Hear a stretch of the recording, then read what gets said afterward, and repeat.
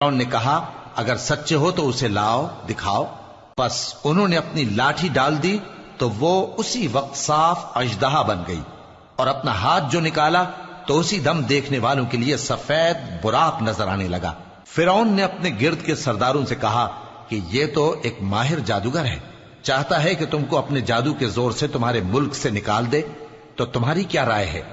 انہوں نے کہا کہ اس کو اور اس کے بھائی کو کچھ مہلت دیجئے اور شہروں میں نقیب بھیج دیجئے کہ سب ماہر جادوگروں کو جمع کر کے آپ کے پاس لے آئیں۔ آخر جادوگر ایک مقررہ دن کی میعاد پر جمع ہو گئے اور لوگوں سے کہہ دیا گیا کہ تم سب کو اکٹھے ہو جانا چاہیے تاکہ اگر جادوگر غالب رہیں تو ہم ان کے پیرو ہو جائیں۔ پھر جب جادوگر آ گئے تو فرعون سے کہنے لگے کہ اگر ہم غالب رہے تو ہمیں صلہ بھی عطا ہوگا؟ فرعون نے کہا ہاں، اور تب تم مقربوں میں بھی داخل کر لیے جاؤ گے۔ موسیٰ نے ان سے کہا کہ جو چیز ڈالنی چاہتے ہو ڈالو، تو انہوں نے اپنی رسیاں اور لاٹھیاں ڈالیں اور کہنے لگے کہ فرعون کے اقبال کی قسم ہم ہی ضرور غالب رہیں گے۔ پھر موسیٰ نے اپنی لاٹھی ڈالی تو وہ ان چیزوں کو جو جادوگروں نے بنائی تھیں نگلنے لگی۔